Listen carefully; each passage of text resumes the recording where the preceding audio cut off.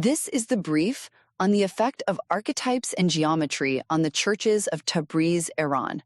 Okay, so we're looking at this really interesting study, right? It digs into 4 old Armenian churches over in Tabriz, Iran. Think St. Mary, St. Sarkis, places like that.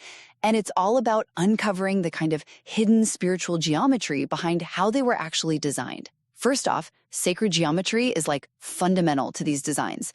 You see shapes like circles, squares, equilateral triangles showing up again and again in the layouts, the floor plans and the facades.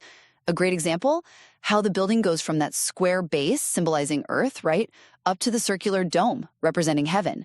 It's this really powerful visual metaphor for connection and unity. Second, the math was totally intentional. These architects weren't just winging it with the measurements, no way. They consistently used proportions really close to the golden section. The study calls it Iranian golden proportions. And this careful math, you see it in things like the height versus the width. It's all meant to convey these deep spiritual ideas, like the trinity, harmony, that kind of thing. And finally, what's super fascinating here is the mix of styles.